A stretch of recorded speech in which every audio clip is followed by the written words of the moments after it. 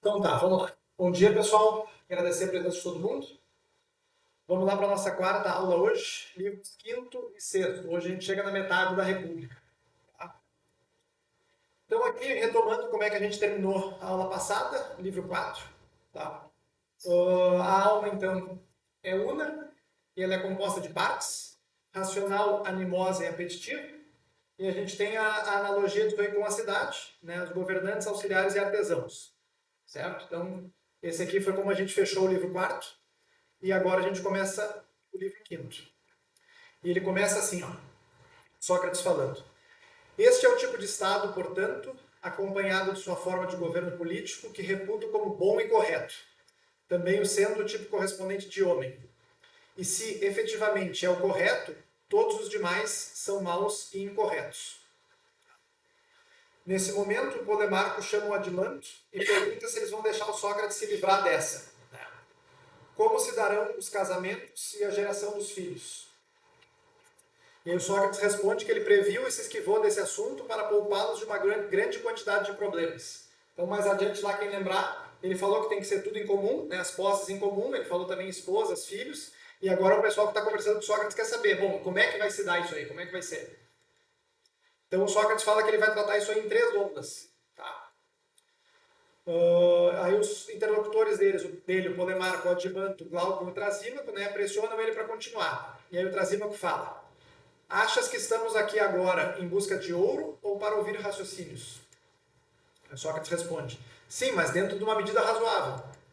E o Glaucon diz, a medida razoável, Sócrates, para pessoas de entendimento ouvirem esses raciocínios é a vida inteira. Então vem as três ondas, a educação das mulheres, a primeira, a comunhão de esposas e filhos, a segunda, e os reis filósofos, a terceira. Tá? Então aqui é interessante, a gente olha a resposta do Glauco ali, né? A medida razoável para pessoas de entendimento ouvirem esses discursos é a vida toda.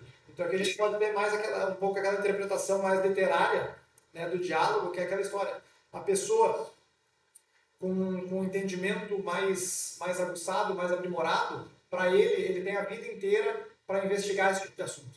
Então não é o cara que quer dinheiro, por exemplo, como fala o Trasima. Ele está pela sabedoria. E qual é a medida certa disso aí? Não há medida certa. Eu quero sabedoria porque eu quero sabedoria. Tá? Então vamos ver como é que ele trabalha essas três ondas. Tá?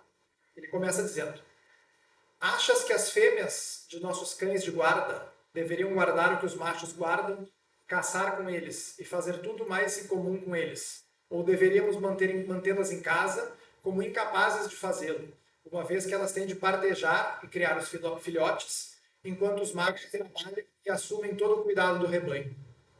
Então lembra que ele estava tratando os governantes, os auxiliares, os guardiões como cães. Lembra que ele já fez essa analogia várias vezes, né? Que ele está tratando de fêmea, macho e tudo mais. E aí o Glauco responde para ele, né? Eu acho que eles devem ter tudo em comum, exceto pelo fato de tratarmos as fêmeas como mais fracas e os machos como mais fortes.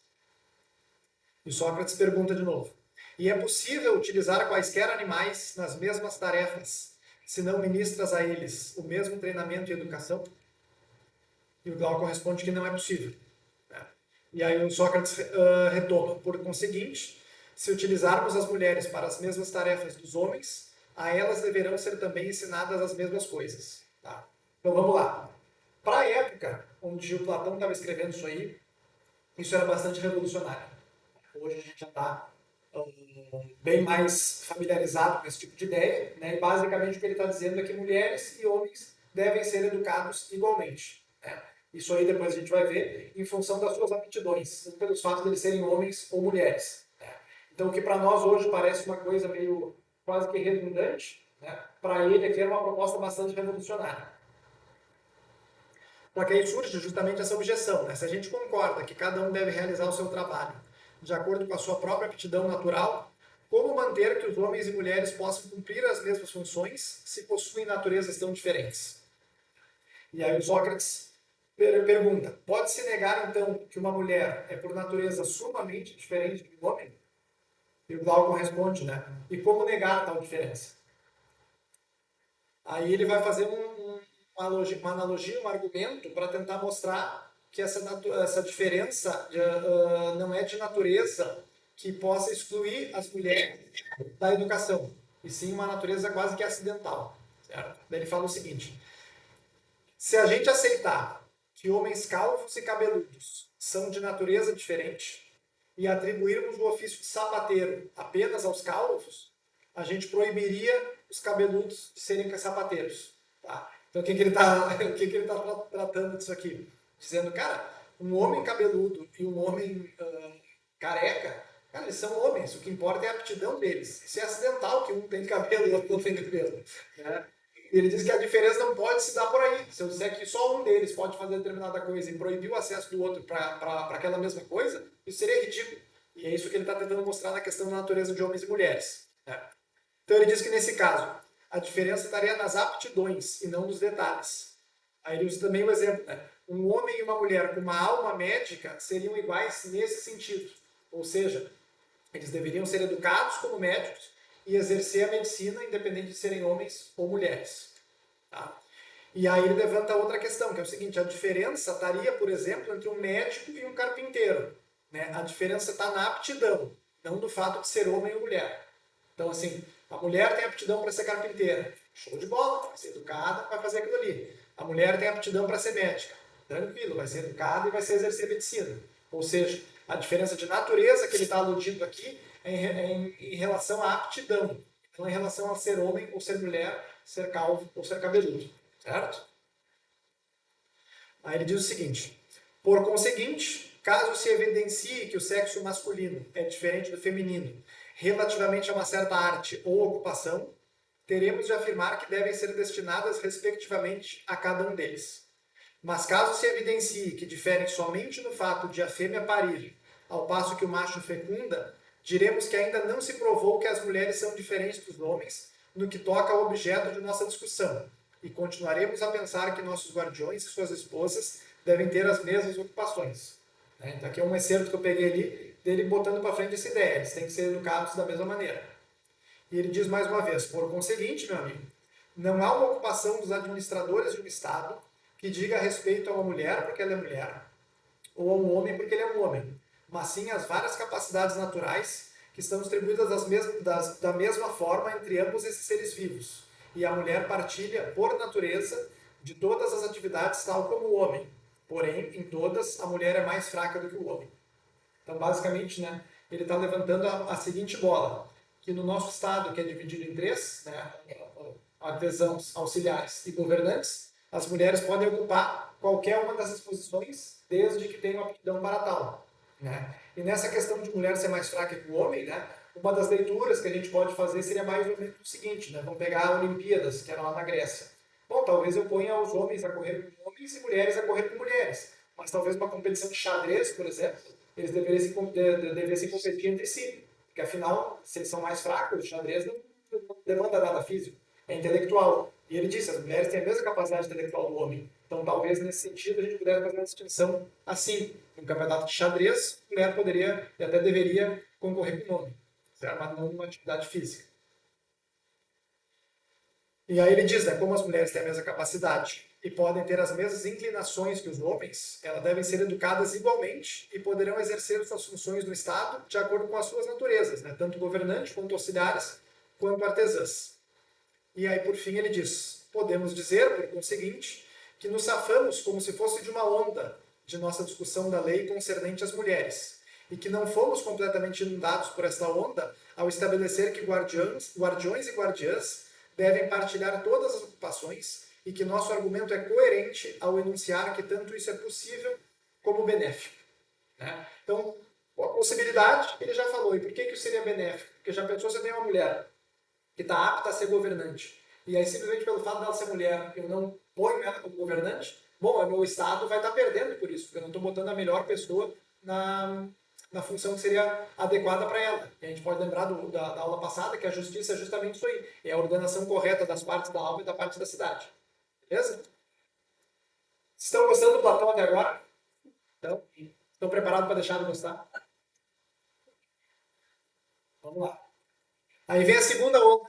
Tá? Pode falar. Três homens jogam para as mulheres. Você acha que sim? Uhum. Mas não é um. E aí, tá.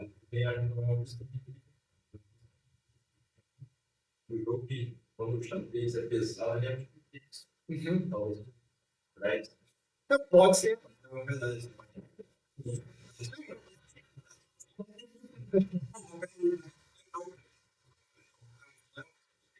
Sim. Eu acho que ela não sabe isso. Não, e eu nem tenho como dar uma ideia nisso, porque eu não sei jogar xadrez. Não, mas não é isso. Um dia que eu aprender. Mas eu acho que uma questão mais talvez se daí. Uhum. Me parece isso aí. Eu não saberia dizer. Sim, não, eu também acho que não. Então vamos lá, vamos começar a desgostar do Platão. Tá? O que ele diz? Que essas mulheres pertencerão em comum a todos os homens, que nenhuma delas viverá particularmente com homem algum, e que inclusive as crianças constituirão uma posse comum. De forma... Já é a segunda onda. Vamos de novo. Que essas mulheres pertencerão em comum a todos os homens, que nenhuma delas viverá particularmente com homem algum, e que inclusive as crianças constituirão posse comum, de forma que nenhum pai ou mãe conhecerá seus próprios filhos, e nenhuma criança conhecerá seu pai ou sua mãe. Tá? Sócrates pergunta se Glaucon já reparou que tanto em cães quanto em aves de raça, apesar de serem de raça, há alguns que são melhores que outros, alguns indivíduos que são melhores que outros. Tá?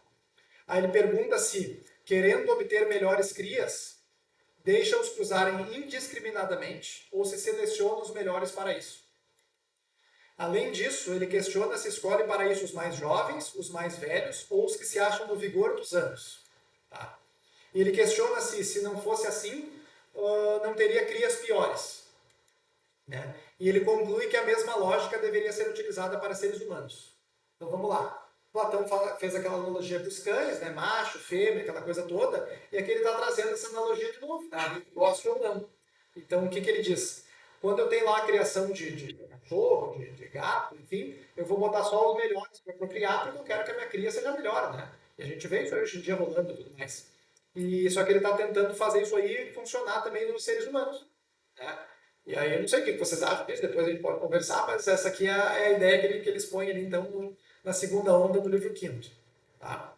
E aí o que ele diz? Ó, diz que os governantes terão de fazer uso de muitos medicamentos se quiserem ter as melhores proles para o Estado. Então, vocês lembram da nobre mentira? Que ele fala lá, se não me engano, no livro 3, que os governantes podem se utilizar da mentira, né? Porque eles detêm a sabedoria para isso, e que não pode o contrário, não pode a parte dos artesãos querer mentir para os governantes. Ele está retomando esse conceito aqui. Ó. Olha o que ele fala.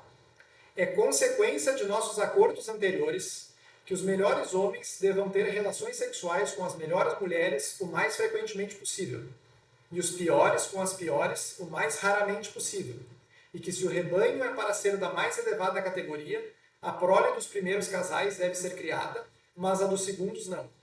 E isso deve ser levado a cabo sem que seja do conhecimento de ninguém, salvo dos governantes, de modo que, na medida do possível, o rebanho dos guardiões estará livre de dissensões. Certo? Aí ele diz depois, consequentemente, certos festivais e sacrifícios serão estabelecidos por lei, e nesses reuniremos as noivas e os noivos, e caberá aos nossos poetas compor hinos apropriados aos casamentos então celebrados.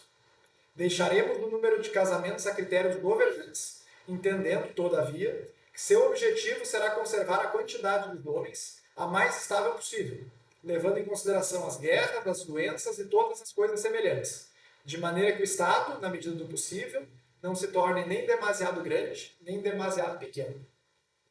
Então, ele está dizendo que quem deve ordenar a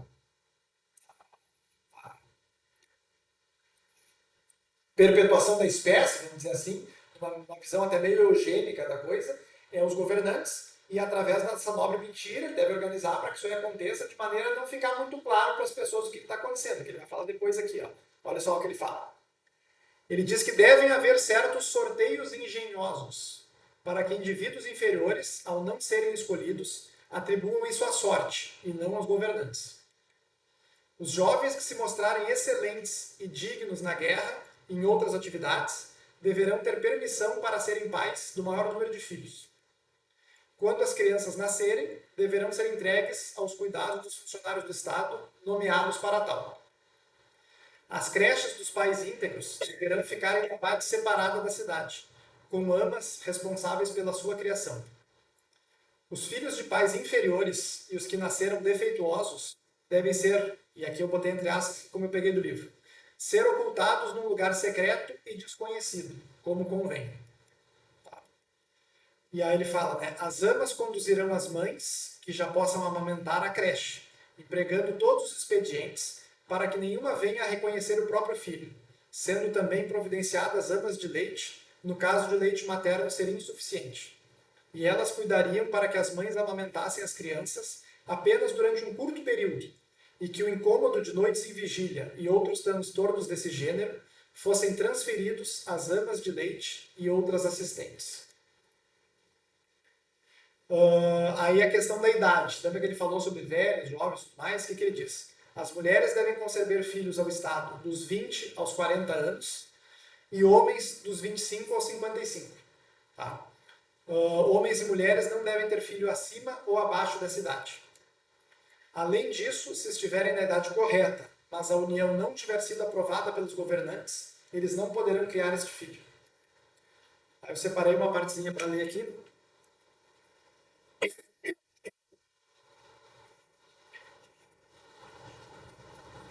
Ó. Contudo, penso que quando mulheres e homens ultrapassarem a faixa etária de procriação, segundo a lei, os liberaremos para que tenham vida sexual com quem quiserem, salvo as seguintes exceções. No caso de um homem, ficam interditados sua filha, sua mãe, os filhos de sua filha e os ascendentes de sua mãe. No caso de uma mulher, ficam interditados seu filho, os descendentes deste, seu pai e os ascendentes desse. Uma vez que essas instruções deverão ter extremo cuidado no sentido de não permitir que um único rebento veja a luz do dia, uma vez cientes dessas instruções, deverão ter extremo cuidado no sentido de não permitir que um único rebento veja a luz do dia. Mas se houver uma concepção, terão de dar conta do problema, cientes de que não poderemos criar esses filhos. Isso é o que ele põe. E o mais legal é a resposta que ele recebe. Né? A resposta que ele recebe é a seguinte: ó. É indubitável que isso soa sensato. É isso aí mesmo, é isso aí. Eu discordo um pouco. Se a gente pensar politicamente, bota a tua ficha. Você vê, se você não tem uma finalidade transcendental, você está vinculado, sabe entrar no mercado. E a China essa forma. É imediato, não é? Entendeu? É bom. Essa é. Porque como você é bom, implica que o governante tem que determinar com quem é o cara. Uma coisa é verdade e quem vai pegar nessa aqui. Mas eu uso uma lógica material humano. Não faz sentido. Porque aí assim, eu quero um melhor do mundo. Espero uma natureza melhor do que acontece. Não observo a natureza, eu observo justamente quando eu, homem, ser humano, vou lá e acho. A natureza não diz que só o melhor deve procriar com o melhor. A natureza diz que só o melhor sobrevive. É diferente.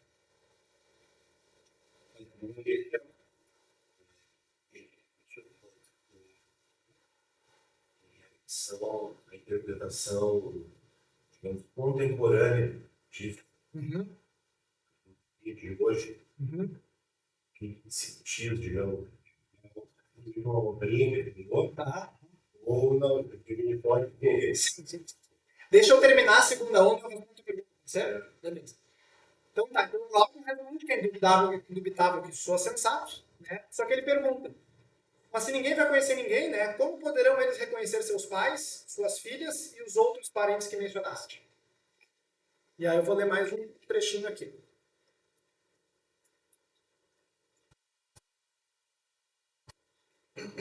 Não os reconhecerão de modo algum, mas um homem chamará de seus filhos todos os meninos nascidos no 17º mês após ter se tornado noivo, e de suas filhas todas as meninas nascidas neste mesmo período. E eles e elas o chamarão de pai. Do mesmo modo, ele chamará de seus netos os filhos de seus filhos, e eles chamarão o seu grupo de avós e avós. E os que nasceram no período em que suas mães e pais estavam tendo filhos, eles chamarão de irmãos e irmãs. Então, assim, aqui a gente já tem uma prefiguração do que depois, no século XIX e XX, ficou conhecido como totemismo. Né? Então, na antropologia, a gente tem os pesquisadores indo para outros lugares, né? Para a África, aqui para a América, para a Austrália teve bastante, e aí tinha essa questão de os grupos sociais. Então, o meu totem, né, eu tenho que ceder a esposa para lá e ceder o marido para cá, para justamente não causar essa endogamia, né? Que a gente sabe hoje que causa problema. Então, Platão, em alguma medida, ele já estava ciente disso e ele já estava prevendo uma solução para isso. Agora eu vou tentar responder a tua pergunta, Lucas. Seguinte, no material de apoio que eu li para fazer essa apresentação, o pessoal não trata muito dessa ideia e quando trata disso como de fato uma ideia política do Platão. Tá? Então o que acontece? O que eu vou falar aqui agora é a minha opinião. Vou dizer o que eu acho. Tá? Eu não concordo com essa proposta dele assim politicamente, eu acho que não é por aí, certo? Mas eu acho que não é por aí. Mas o meu papel aqui é passar para vocês o que o Platão falou. Né? Não é da minha opinião sobre o que o Platão falou. Mas eu vou dar aqui agora como uma parte do trabalho. Tá? O que acontece? Sempre que a gente trabalhou aqui agora os conceitos, a gente tentou fazer uma analogia entre a alma, o indivíduo, e a cidade, o coletivo. Tá? E vocês vejam que eu não fiz isso aqui. Tá? Porque eu não vi isso em nenhum lugar. Tá? Talvez exista, eu não tive acesso, enfim, mas eu não vi isso acontecendo. Tá? Então, assim, ó, fazendo uma leitura que o meu ponto de vista pode até parecer anacrônica, pode até ser anacrônica, me parece que pode ser, meu intuito aqui não é salvar o Platão da eugenia dele, a suposta eugenia dele, mas pode ser o seguinte, ó, se eu tentar traçar um paralelo com a alma, quem deve gerar as ideias é a parte racional e a parte animosa. E a gente deve separar as ideias boas das ideias ruins, certo? Então, o que acontece? Se a gente pegar o Jung, por exemplo, ele fala, né, do princípio masculino e feminino da psique, que é a ânima e o ânimos. Né? E a gente vê também, tem aquela história que talvez alguns conheçam, do ovo do cuco. Né? Eu não sei se biologicamente de fato acontece, mas a história diz que o cuco ele vai lá e põe o ovo dele no ninho de outro passarinho, e aquele passarinho joga fora os do passarinho. E o passarinho vai lá, tenta e choca o ovinho, mas na verdade nasce um filhote do cuco, não o filhote dele. Né? E aí isso poderia ser lido como o princípio masculino, que fecunda, né? E depois vem o princípio feminino, que dá à luz aquilo que foi fecundado. Né? Então, uma leitura possível, que, de novo, isso aqui não faz parte do trabalho, isso aqui é a minha opinião, tá? Seria, bom, eu tenho na minha mente o princípio masculino, eu tenho na minha mente o princípio feminino, tudo isso aí deve ser levado para frente em função das suas aptidões, eu não posso tirar um fora nem tirar outro fora. Deles eu vou ter ideias novas, e a partir dessas ideias novas, a minha faculdade racional deve separar o que é útil e o que não é útil. Sabe? Então, não sei se eu respondi a tua pergunta, de como é que a gente podia fazer essa transposição dessa ideia política para a ideia psicológica. Pode ser isso? O Jung trabalha com uma ideia de polos masculino e feminino na mente, que é a ânima, que é o feminino, e o animus, que é o masculino. Né? E a gente tem também o conceito, né, inclusive a palavra grega que é o hierogamos, né, que tem no trabalho tanto do Jung quanto do Mircea Eliade, né, que hieros é sagrado e gamos pode ser entendido como casamento, né, um casamento sagrado. Né? Então tudo que a gente vê como geração, a gente tem uma ideia de união do masculino e do feminino. Se a gente lembrar lá na primeira aula, né, Urano é masculino e Gaia é feminino. Né? Urano chove, fecunda a Terra e na Terra nasce a nossa colheita. Né? Então, sempre quando a gente vai analisar mitologicamente, tu vê claramente esse princípio feminino e o princípio masculino. E cada um tem mais ou menos o seu fundamento.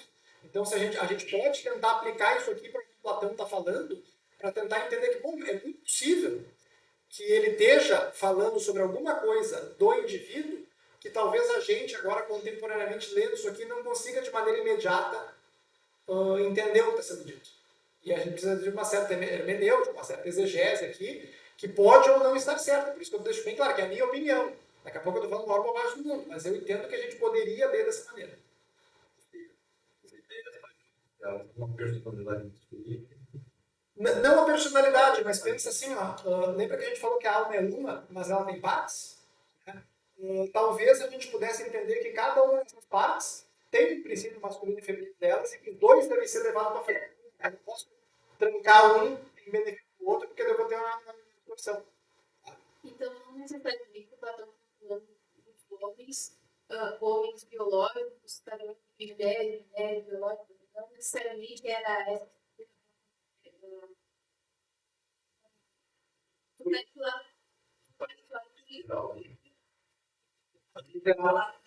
que talvez essa questão literal.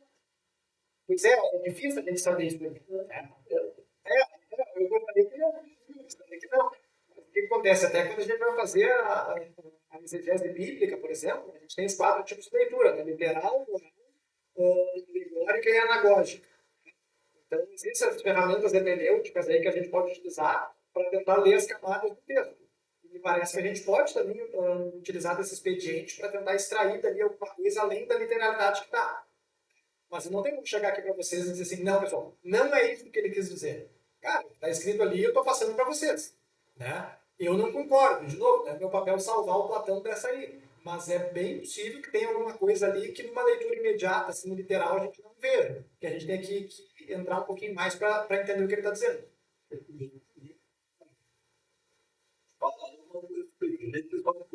É que talvez tenha e eu não tenho visto. Né?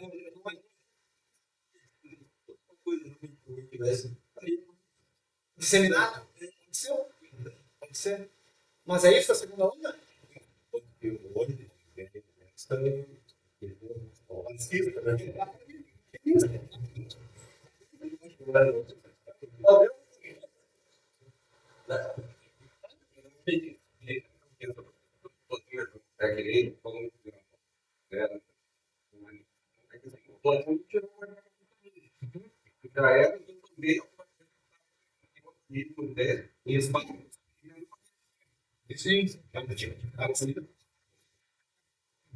E me parece também que houve outra civilização que eles também,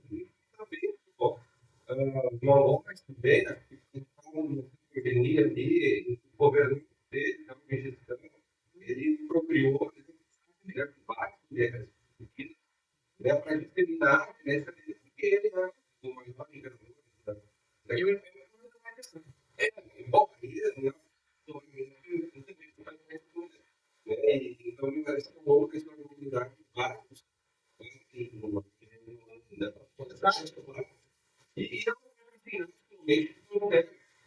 que ele é uma coisa que racionalmente consegue entender o seu benefício e parametrizar as criações das pessoas, da mesma forma que ele consegue, né, por exemplo, extrair cães mais todos,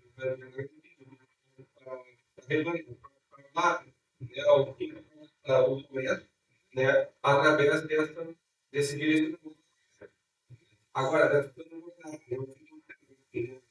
criação de cães, criação de canal, né, mas não importa isso aqui, né, do que essa política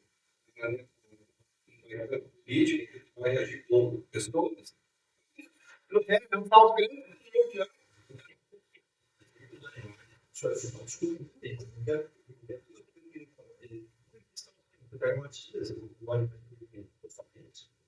Sempre essa questão de norte mais. Sim, mas ainda tem.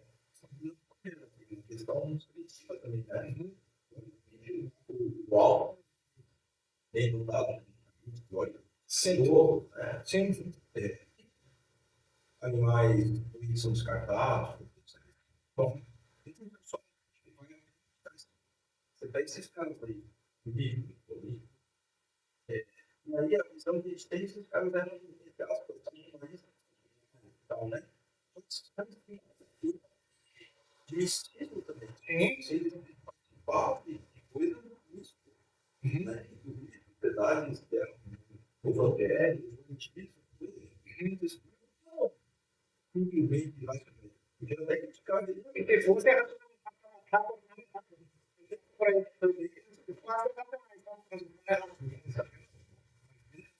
E o que acontece? A gente vai ver depois daqui também, né, o que acontece, que os governantes, eles devem ter em vista a forma do bem. A gente vai ver isso aí depois, tá?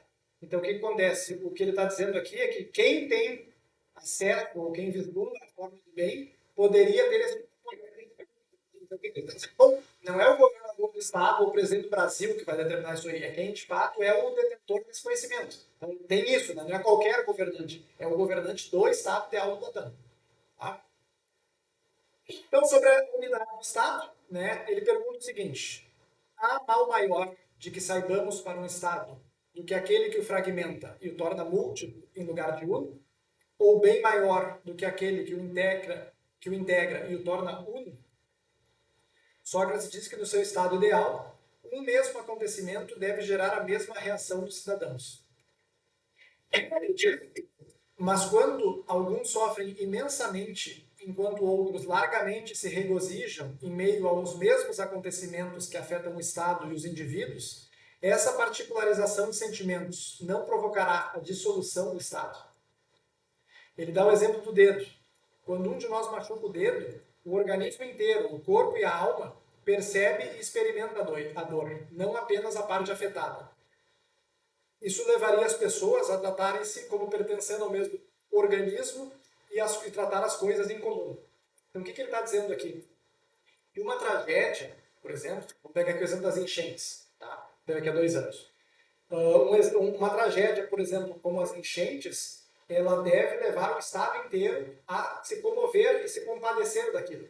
Se eu tiver gente que está olhando aquilo ali achando bom, porque ele gosta do gaúcho, porque ele vai conseguir vender coisa para cá e ganhar dinheiro e tudo mais, isso aí ao longo do tempo vai causar com que o Estado seja múltiplo, deixa de ser único, e aí todo o tecido social vai ruir. Né?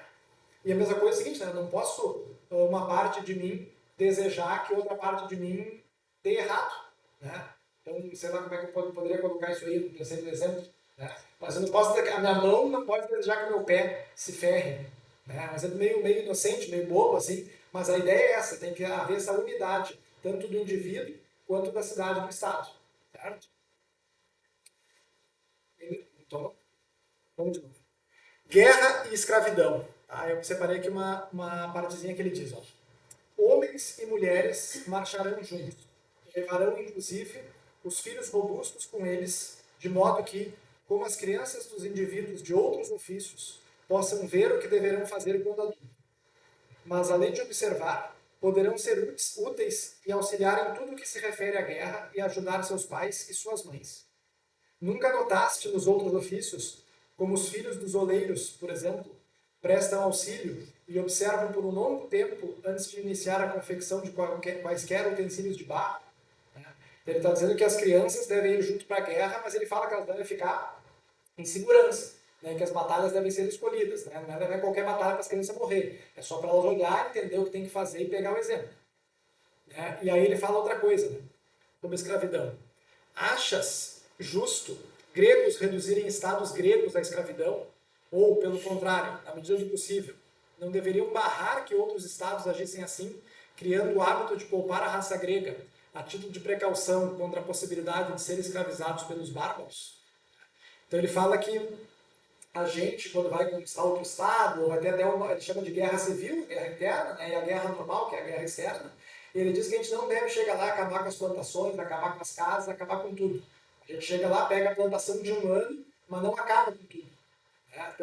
Ele começa com os gregos, depois ele expande um pouquinho com os bárbaros. Né? Então, numa guerra civil, uma guerra interna, eu não posso ventilar e acabar com tudo, e quebrar tudo, todo mundo e acabar. Eu tenho que ir lá ganhar a guerra, beleza e tal, mas deixar bom. Essas pessoas têm a possibilidade de se reformarem, de virem a ser boas e voltar a ter uma harmonia. Bom, ele falou da questão da unidade. A perfeição é o mundo. Isso. Que é muito perfeito. Isso. Então, e assim, até com a questão política, né? Você vê, quando existe uma intenção representada, enfim, se você não busca uma unidade, isso favorece Sim, a divisão. E muitas vezes essa divisão é artificial.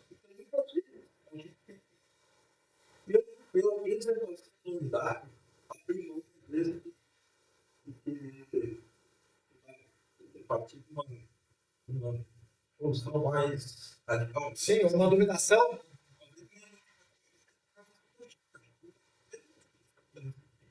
Mas, por exemplo, os caras se beneficiaram justamente desse caos político, que é muito mal do setor público.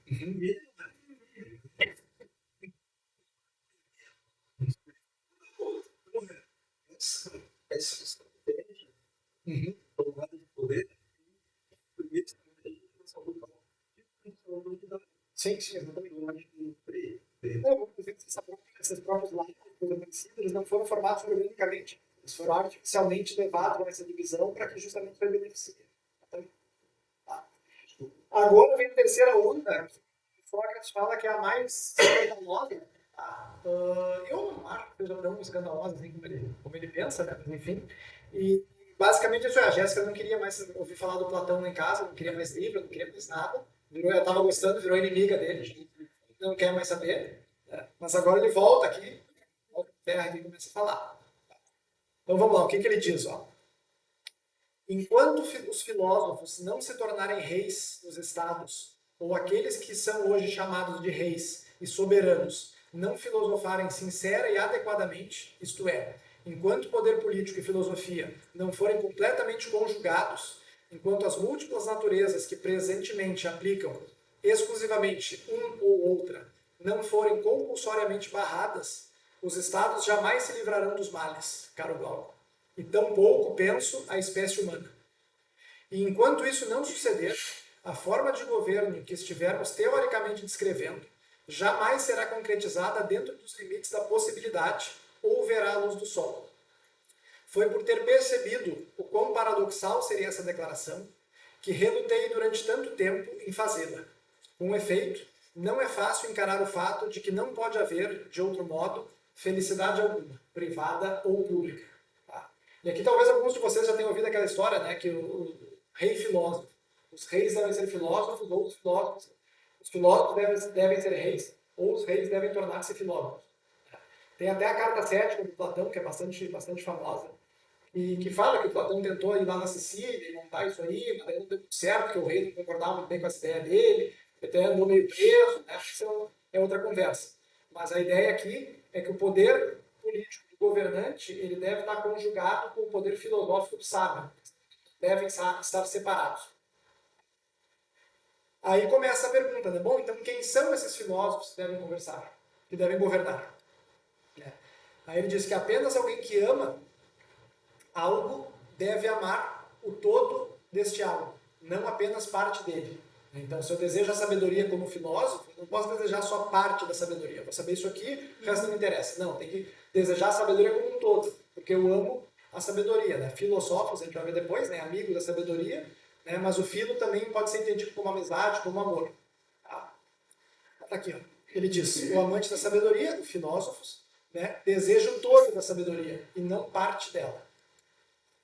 Aquele que de boa vontade todas as formas de conhecimento, que se devota com júbilo ao conhecimento e é insaciável por ele, é qualificado apropriadamente como um filósofo, não é? Aí começa a distinção entre opinião e conhecimento. Existem os filodoxos, né, que são os amantes da opinião e da aparência. Eles podem gostar de muitas coisas belas, mas não contemplam o belo em si. Já o verdadeiro filósofo é capaz de aprender a forma ou a ideia do bem. Tá? Então vamos lá.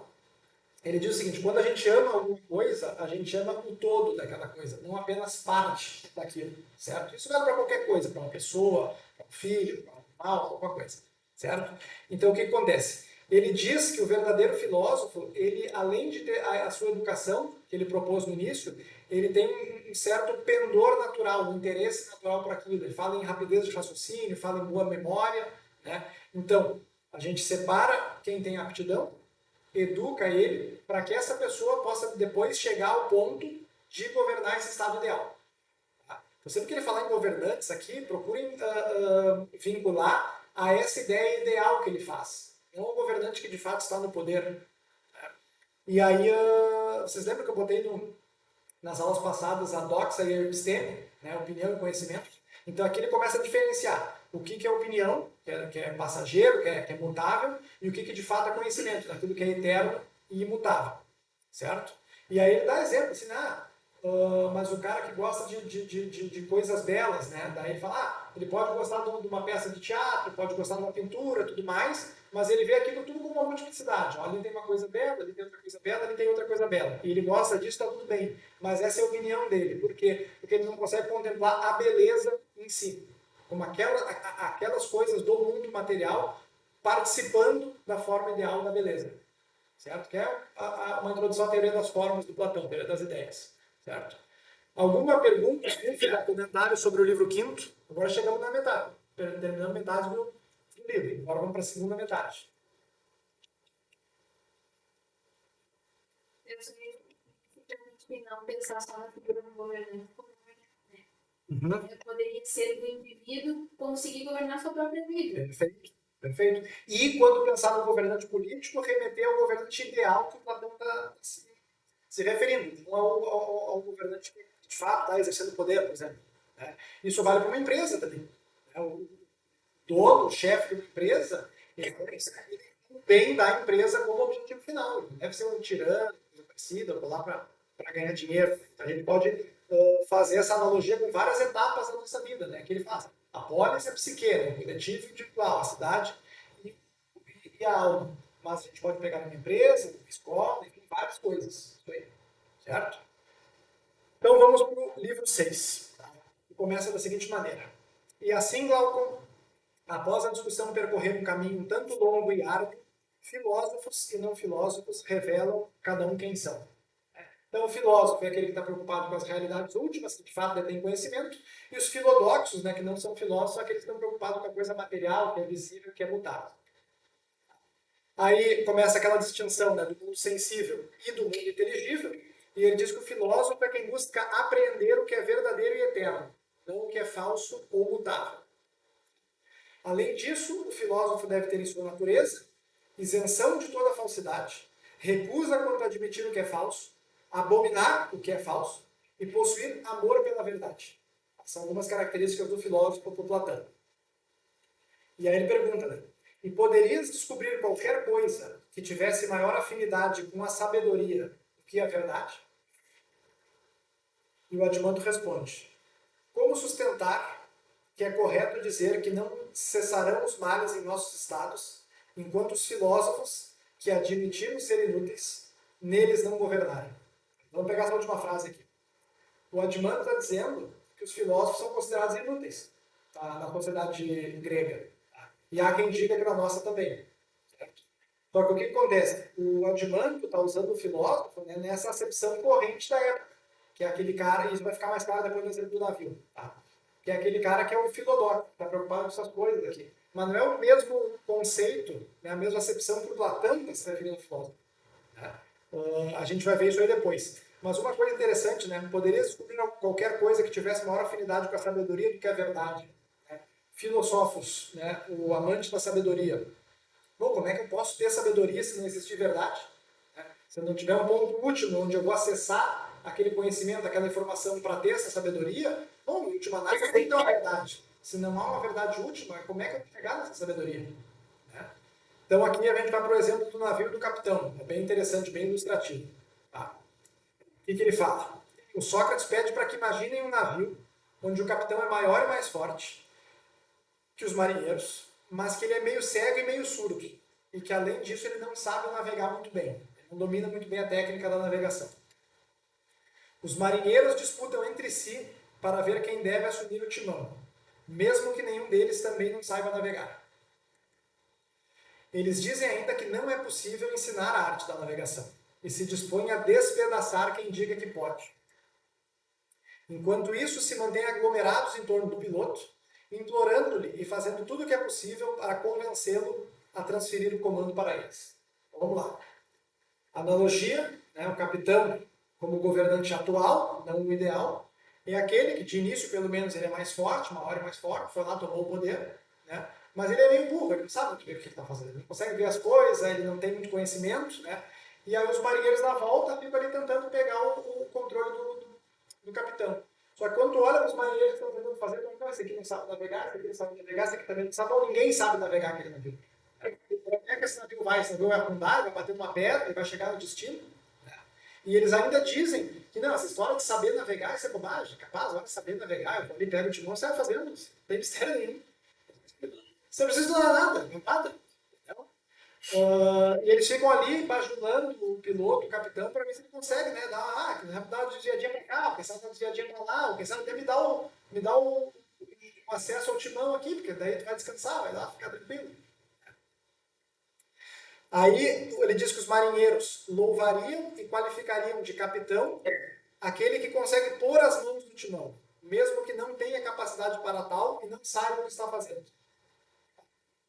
Ele diz o seguinte: falta-lhes a compreensão de que um verdadeiro capitão tem de estar atento às estações do ano, ao céu, às estrelas, ao vento e a tudo que diz respeito à sua arte, se realmente pretende ser comandante de um navio. E ele pergunta: não achas que, com tal situação a bordo, o verdadeiro capitão será classificado como um contemplador de estrelas, um tagarela e um inútil por aqueles que navegam em navios comandados dessa forma? Então, assim, vocês estão entendendo a analogia que ele está fazendo aqui? Tá? Os caras estão dizendo, não, o meu capitão, quem é meu capitão? O capitão do navio é aquele que está lá organizando o timão, comandando tudo. Tá? Mas ele não sabe o que ele está fazendo. Cara, tu é o capitão? Ele é o capitão. Ele aqui, deixa ele lá. Tá? Ele é o comandante, ele é o piloto.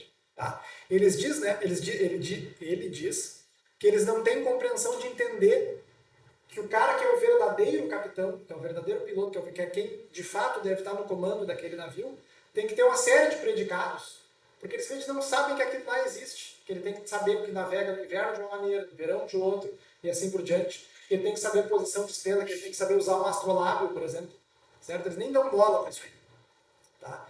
E por último, né, ele se pergunta o seguinte, né, num ambiente desse aí, o cara que está lá como o verdadeiro diretor da arte da navegação, que daqui a pouco vai estar olhando para lá, né, para a estrela, não sei navegar, para o Cruzeiro do Sul, ou qualquer coisa que valha, e pensando assim, cara, você é muito completamente errado, cara. Sabe? Será que esse louco não vai ser tratado como um inútil, como um contemplador de estrelas, como ele fala ali? Né? Tem uma anedota do Tales de Mileto, que a gente viu na primeira aula, né, que diz que ele andava sempre olhando as estrelas e caiu num buraco. Então, se é verdade ou não, também não interessa, mas o fato aqui é que a gente pode usar essa analogia justamente como filósofo, é aquele que está preocupado com as estrelas, com as coisas, nem sabe o que está acontecendo aqui, você é um alienado, entende? Vocês concordam com isso aqui? Foi assim que o gestor fez isso. O quê? Caiu em coisa. É mesmo? Sim, alguém saiu da aula, saiu. Não é?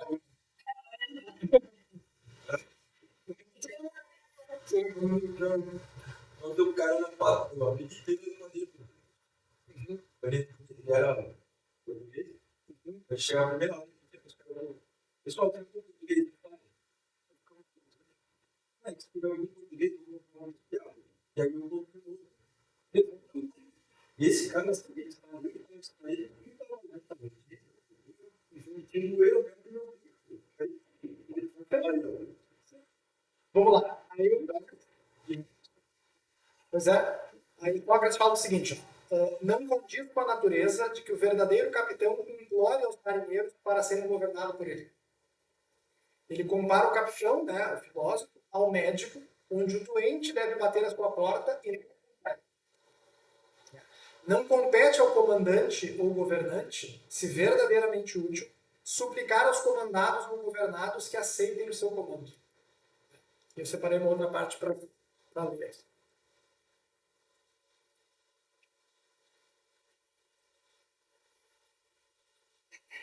Ó, sobre a maioria, sobre o aglomerado de pessoas. Tá? Quando a maioria reúne-se em assembleias, tribunais, teatros, acampamentos de exércitos ou em alguma outra aglomeração pública da multidão e contesta em altas vozes e de maneira excessiva algumas das coisas que são ditas ou feitas e aprovam outras da mesma forma, gritando e batendo palmas, de sorte que as próprias rochas e as vizinhanças ecoam o estrondo de suas censuras ou louvores e o redobram. Em tais circunstâncias, qual é o efeito, como dizem, sobre o coração do jovem? Qual o ensino particular que conseguiria resistir e não ser varrido por esse tipo de censura e louvor, e ser levado pela torrente para a onda que essa se dirigisse, de maneira que o jovem dirá que as mesmas coisas são belas ou disformes, como a multidão o faz. Seguirá o mesmo gênero de vida desta e se tornará como ela. Tá, então vamos pegar essa última aqui antes de ver o que a gente viu antes. O que ele está dizendo aqui? Ó? Só o indivíduo pode filosofar, as massas não filosofam.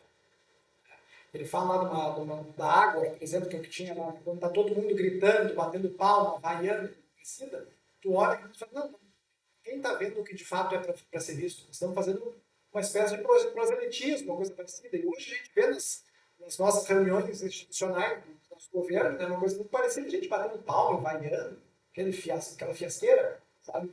Então, me parece que é isso que ele está falando. Além de dizer o seguinte, quando o jovem está sendo educado e ele vê aquilo ali mais, ele muitas vezes pode pegar e dizer assim, não, mas eu tenho que ir com a maioria. Mas jovem, tu tem que estar vinculado lá, a ideia vem, não, mas está todo mundo achando bom isso aqui, tudo mais, tem que ir com eles. O Platão dizendo, não, as massas não detêm o conhecimento, o verdadeiro filósofo que ele tem, certo? E aquela parte ali também é interessante, né? O médico não vai na casa do doente, ou está doente, precisa de alguma coisa, quer um remédio, quer um negócio. O doente vai até o médico. Né? E aqui para o filósofo, o governante é a mesma coisa. O cara que é, de fato, o verdadeiro filósofo no estado ideal do Platão, ele não vai lá fazer, não quiser, porque tem que ver como governar, tá vivendo a vida dele, ele sabe o que tem que ser feito e tal. Cara, eu vou esperar que alguém venha aqui e me chame, não vou lá querer me meter com isso aí, porque eu vou me incomodar, são capazes de me matar, como fizeram com Sócrates, que a gente viu lá na segunda aula, certo? Então, sobre a multidão e a filosofia que eu li para vocês aqui, né, a multidão é incapaz de filosofar. Consequentemente, é inevitável que reprove aqueles que filosofam. Ele pergunta o seguinte, então não concordas também que os responsáveis pela hostilidade que a maioria exibe contra a filosofia são esses intrusos que a ela não dizem respeito e que irromperam como uma caterva de libertinos, que lançam abusos entre si, dispõem-se a querelas e sempre discutem sobre seres humanos maldosamente, de uma forma que não cabe de modo algum a filosofia? Então aqui é a resposta que ele está dando ao Adinanto. Né? Tá, mas os filósofos aqui na nossa cidade são inúteis, não serve para nada. E aqui ele está dizendo que é justamente o contrário, né? Que a opinião das massas sobre o filósofo, segundo ele, está errada. O filósofo é aquele que está olhando para as formas ideais, apreendendo de fato o que é conhecimento, e a multidão está ali presa no mundo das opiniões, né? Do insensível. Aí ele entra na ideia do bem. Tá? Começa uma discussão mais ou menos assim. A maioria pensa que o bem é prazer, enquanto, segundo ele, espíritos mais sofisticados pensam que o bem é o conhecimento. Ainda assim, esses últimos entram no argumento circular quando questionados sobre o conhecimento do quê. Né? Eles respondem, é o conhecimento do bem. Então, o que é o bem? É o prazer. Não, tem outros que dizem que é o conhecimento. Então tá, o bem é conhecimento? Isso. Conhecimento do quê? Do bem. Bom, não pode, porque eu entrei numa petição de princípio, eu entrei numa circularidade. Eu preciso saber o conhecimento de alguma coisa que me leve ao bem. Perfeito? Os que dizem que o bem é prazer, admitem que há maus prazeres. Por exemplo, o cara se enxaguar, certo? O que os levaria a dizer que há maus bens. Então, se eu igualei bem a prazer e existem maus prazeres, logo eu sou obrigado a admitir que existem maus bens, que não seria o caso. O bem, então, é conhecimento ou prazer? E o Glaucon pede a Sócrates a sua opinião. Então, ele pede, Sócrates, dá a tua opinião. Tu está aqui falando da opinião dos outros, quer saber a tua opinião. Aqui que o Sócrates responde para ele. As melhores entre elas, entre as opiniões, são cegas. Ou achas que aqueles que sustentam uma genuína opinião sem entendimento diferem em algo das pessoas cegas que caminham pela estrada correta? Tá? O que ele está dizendo aqui? Ele está diferenciando opinião de conhecimento. Tá? Ele está dizendo que existe a ignorância, que está ainda abaixo da opinião, a opinião e depois vem o conhecimento. E que por mais que tu tenha uma opinião correta, tá? Tu é como se fosse um cego andando na estrada certa. Tudo bem, tua opinião está certa, tudo muito bom, tudo muito bem, mas tu ainda não é detentor do conhecimento porque tu não sabe por que tu detém aquela opinião correta. Então, claro, ele gradua isso aí, né? É melhor ter uma opinião correta do que uma opinião errada. Né? Mas é melhor ainda ter conhecimento do que ter opinião sobre as coisas, ainda que essa opinião seja certa. Então, ele diz não ter capacidade para falar sobre o bem em si. Então, ele diz que ele vai falar sobre o filho do bem. Tá? Segundo ele, a multiplicidade das coisas é visível, mas não inteligível, ao passo de que as formas ou ideias são intercambiáveis, são inteligíveis, mas não visíveis. Então, ele está retornando àquela ideia. Né? A multiplicidade é sensível, é visível, mas a unidade eu só consigo entender através do intelecto. Né? E talvez isso seja até uma crítica ao próprio projeto de estado ideal dele, né? Que como é uno, aquela coisa toda, bom, talvez seja só ideal mesmo, talvez a gente não consiga colocar em prática, mas não quer dizer que a gente deve deixar de ter ele como o nosso objetivo final. Entendeu? A gente percebe as coisas sensíveis através dos sentidos, né? As coisas visíveis com os olhos, as coisas audíveis pelos ouvidos e assim por diante. A audição, segundo Platão, não necessita de um veículo adicional para ouvir, basta o som e a própria audição. E aqui a gente tem que dar um desconto para o Platão, né? Porque hoje a gente sabe que só há som por causa das ondas que se propagam pelo ar. Né? Então, basicamente, no espaço não há som. Né? Tem vácuo, então não tem por onde andar. Então, o que acontece? Aqui a gente precisa dar esse desconto para ele. Ele vai dizer depois que a visão depende de um terceiro elemento. Tá? Mas o que acontece? Se eu bater na mesa aqui, todo mundo vai ouvir. Se eu apagar a luz e bater na mesa, todo mundo vai continuar ouvindo. Então, o que ele está tentando dizer é que os outros sentidos são diretamente ligados do indivíduo ao que está causando aquela impressão, aquele som. Mas que a visão depende de um terceiro elemento. Que ele diz, né? A visão, ao contrário, necessita do terceiro elemento, qual seja a luz. Se eu apagar a luz, todo mundo deixa de ver, mas ainda vai continuar ouvindo. Né? Como ele não tinha noção de vácuo, sabia que dependia desse terceiro elemento também. Qual a origem da luz? O Sol. O Sol não é a visão, mas é o que permite que as coisas sejam vistas, inclusive ele próprio. Ele diz o seguinte, ó, digamos, portanto, que este é o que chamei de filho do bem, o que o bem gerou como seu próprio análogo, o que ele próprio é na região inteligível em relação à inteligência e aos objetos inteligíveis. Este é na região visível em relação à visão e às coisas visíveis. Ele está dizendo o seguinte, nós, através dos nossos sentidos, não conseguimos aprender o bem em si. Então a gente é obrigado a tratar como uma analogia. Ele usa a do Sol. O Sol nos dá luz e a partir dela a gente consegue ter visão. Ou seja, é a partir da existência do bem que a gente consegue conhecer as coisas.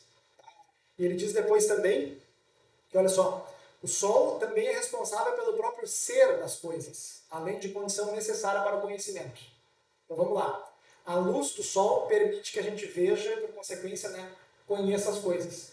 Só que, além disso, é o calor do Sol que permite que essas coisas existam.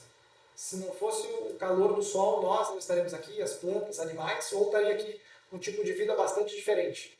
Né? Então, o bem é o responsável pela existência das coisas e também o responsável que nos permite que a gente veja essas coisas. Então, são dois papéis, os papéis do Sol. O papel daquele que nos permite conhecer o que é e o papel aquele que, de fato, permite que o que é exista. Aí ele diz o seguinte, portanto, o que concede verdade às coisas conhecidas e faculdade cognoscente ao conhecedor é a forma do bem. E, embora seja a causa do conhecimento e da verdade, também é o objeto do conhecimento. Tá? Olha só, concede verdade às coisas conhecidas e faculdade cognoscente ao conhecedor. Ou seja, é através da forma do bem que eu posso conhecer as coisas. Tá? E embora ele seja a causa desse conhecimento e da verdade dessas próprias coisas, ele também pode ser objeto de conhecimento. Ou seja, é possível eu conhecer o bem em si, porém não pelos meus sentidos. Por isso que ele usa a analogia do filho do bem, que é o Sol. Certo? Aí ele diz o seguinte, estás inclinado a dizer, suponho, que o Sol não apenas dota as coisas visíveis do poder de serem vistas, como também da geração, do crescimento e da nutrição, embora não seja ele mesmo geração. Então o bem é aquilo que dá a condição para que as coisas venham a ser como elas são. E ele diz que na alma acontece o mesmo. Quando iluminada pela verdade e o ser, ela é capaz de ver o que é eterno e imutável, e ter verdadeiro conhecimento. Quando não há esta luz, ou quando não há o suficiente, ela fica turva e pode apenas opinar, não conhecer. Tá? E aqui daí já não é mais a luz do Sol, né? A luz do bem, que é aquela coisa que emana do bem, que me faz conhecer as coisas. Perfeito? E ele termina, então, o livro sexto falando sobre a linha dividida, tá? Que aqui mostra um pouquinho da epistemologia da metafísica do Platão, como é que ele entende o que a gente pode conhecer e o que a gente pode apenas dominar, certo? Então é o seguinte, ó. Imagine uma linha dividida em duas, uma parte menor e outra maior. Então tem uma linha aqui, ela está dividida, mas não no meio. Dividida por 60-40, tá? Com a parte menor aqui embaixo sendo o mundo sensível, é o reino das opiniões, e a parte maior lá em cima como o mundo inteligível, onde a gente pode ter, de fato, conhecimento. Agora imagine que cada uma dessas duas partes também está dividida de maneira desigual. A gente tem uma linha dividida com uma parte menor e uma parte maior, e cada uma dessas partes também está dividida dessa maneira. Uma parte menor e outra parte maior. E aqui a mesma coisa, parte menor, outra parte maior. Tá.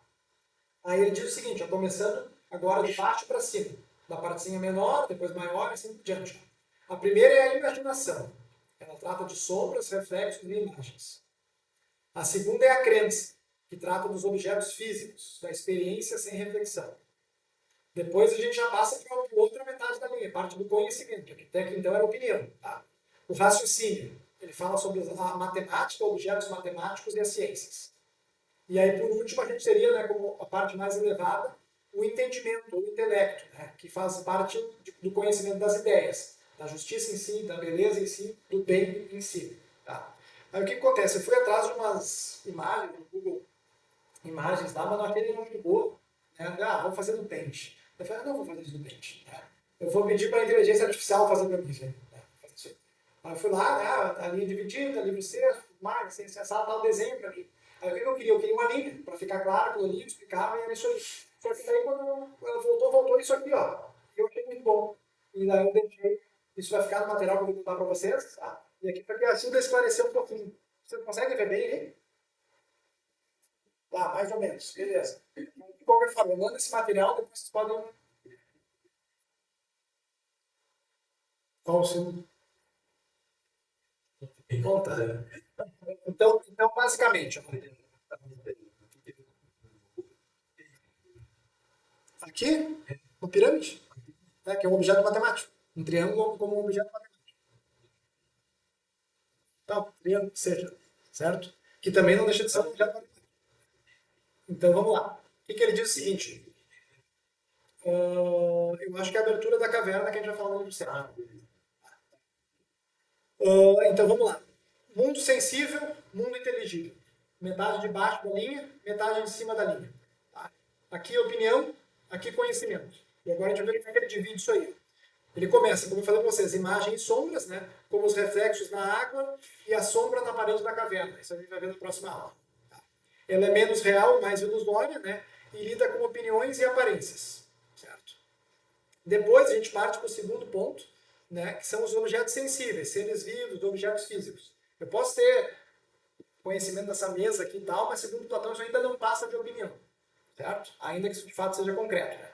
É pouco real e muda sempre, ou seja, essa mesa hoje é, amanhã ela pode deixar de ser e ontem ela não foi. Então, isso que significa que eu posso estudar a natureza, né, formar uma opinião verdadeira, mas ainda assim está abaixo da linha. Trata do devir, da mudança e da aparência.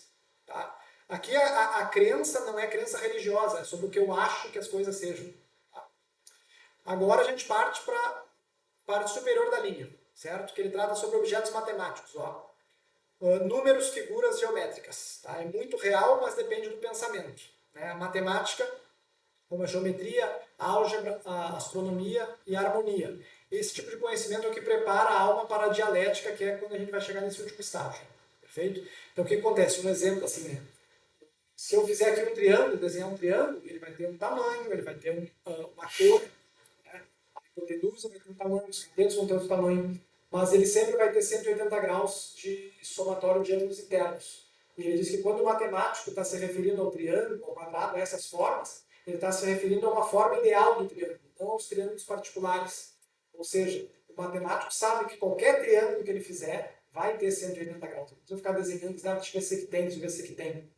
Então ele está consciente, ele tem conhecimento dessas coisas. Que lembra bastante a ideia do juízo sintético a priori do Kant.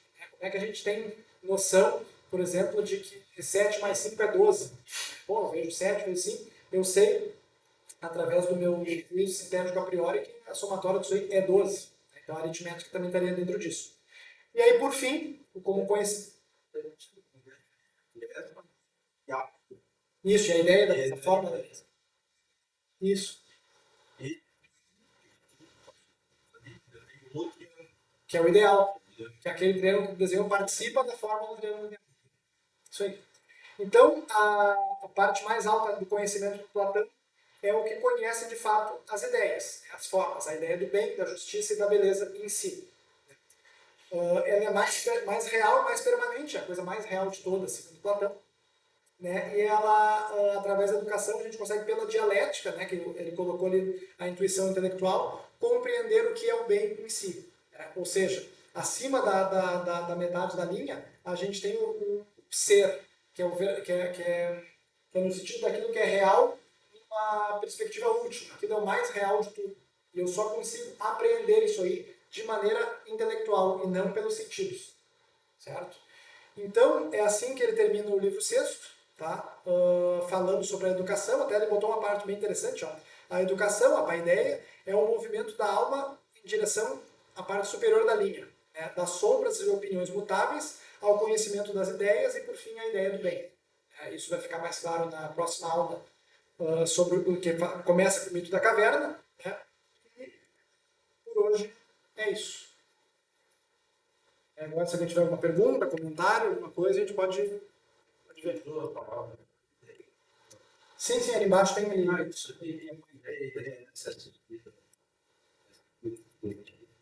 Para fazer a paideia é o projeto de educação grega, né? Que, segundo Platão, deve levar esse conhecimento de imagens a uma ascensão. E aqui, bom, né, pessoal? A gente vai fazer uma leitura simbólica, né? Platão, esse movimento dele é para cima. Né? Não é um movimento para baixo. Tá? Mas né, que diferença faz? Bom, uma leitura simbólica faz bastante diferença, né? Às vezes eu vi uma ideia bem interessante, né, que o triângulo para cima e um triângulo para baixo. Qual que é o quente, qual que é o frio? Né? Qual que é o fogo, qual que é a água? Bom, é um triângulo. Como é que eu ligo uma coisa com a outra? Bom, talvez eu não saiba explicar muito bem, mas eu sei que daqui a pouco o triângulo para cima é o fogo e o para baixo é a água.